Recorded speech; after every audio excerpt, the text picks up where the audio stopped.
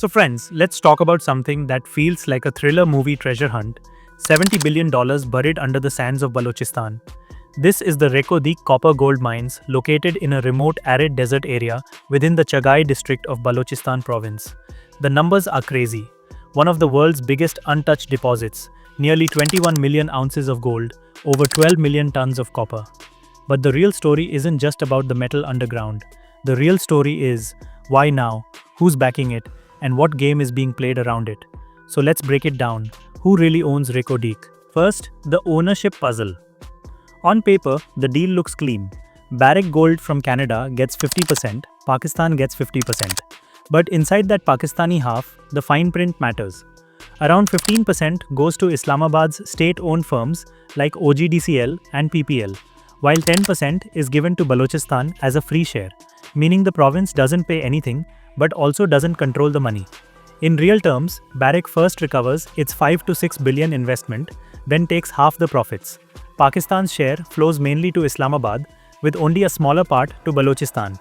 For Balochistan, which has always said its resources are stolen, this looks like the same old story. A small token share while the real money goes out. But wait, this time there's a twist. Even before the mine starts production, Barrick has already begun paying advance royalties to Balochistan. In 2022, the province received around 710 million Pakistani rupees, roughly 3 to 5 million US dollars, as the first payment. Under the deal, Balochistan will get $5 million in the first year, 7.5 million in the second, and 10 million every year after that, until production begins around 2028. This means, in total, the province could get about $50 million before the mine even starts producing. Sounds nice on paper, but is it enough to satisfy decades of resentment? That's the big question. Now let's zoom into the project details. The plan is to export raw copper gold concentrate abroad for smelting. Every year, more than 800,000 tons of this concentrate will be shipped out through Port Qasim near Karachi. This is important because back in 2011, Balochistan's leaders had demanded that the ore be processed locally. But in the new deal, that demand has quietly disappeared. For Pakistan, it means billions of dollars worth of copper and gold will leave the country in raw form, while the real value addition, smelting and refining, happens overseas. Some experts already warned, this is another missed chance for Pakistan to build local industry. Now, think about the timing. After decades of fights, cancelled licenses, and even a $6 billion penalty from an international court, suddenly everything gets solved. Antofagasta, the Chilean company that once co-owned the mine, quietly walked away in 2022, taking $945 million and cutting its losses. But Barrick stayed. Why? Because Barrick believed that once the legal mess was over, the jackpot was worth the risk. And they guessed right. Because just as China's Belt and Road projects in Pakistan slowed down, Western banks jumped in. See who's lining up. The Asian Development Bank with $410 million, the IFC, World Bank's private arm, with $700 million, and talks going on with US Exim Bank, Canada's EDC, and Japan's JBIC. These aren't just loans, these are strategic bets. Why would Western banks, silent for years, suddenly throw billions into Pakistani mining? The answer is copper. Copper is the new oil, needed for EVs, green energy, batteries, everything. The West wants to cut dependence on China's mineral supply. And here comes Pakistan, broke and desperate for capital, offering a massive copper mine. Perfect timing. And China? On the surface, Beijing says, all-weather friends, iron brothers. Pakistan too insists the West's involvement is fine with China, so CPEC is safe. But let's be honest, Reko Diq is in Balochistan, the same region as Gwadar Port and other CPEC projects. The copper ore will even travel through Chinese-built railway lines. If Western financiers and Barrick dominate here, China's influence shrinks. For now, China smiles in public, but behind the scenes it knows the West is quietly planting a flag in its backyard. The bigger problem is security. Balochistan is an insurgency zone. In recent years, we've seen deadly attacks. The 2021 Dasu Dam blast that killed 9 Chinese engineers, the 2022 Karachi University bombing on Chinese teachers, the 2024 ambush in Gwadar, and even the 2025 hijacking of the Jafar Express, where 59 people died. The Baloch rebels see foreign projects as looting symbols. Do you think they'll quietly let a $70 billion foreign-run gold and copper mine run smoothly?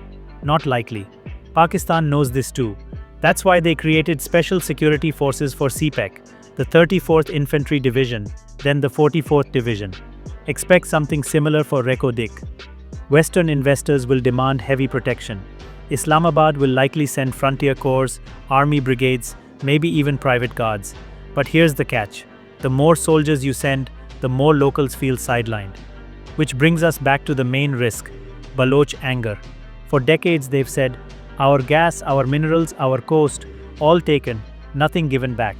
If Reko Diq money again flows mostly to Islamabad and Punjab, this project could fuel separatism instead of peace. Now comes the economic danger, the resource curse. Pakistan ranks 135 out of 180 on Transparency International's corruption index.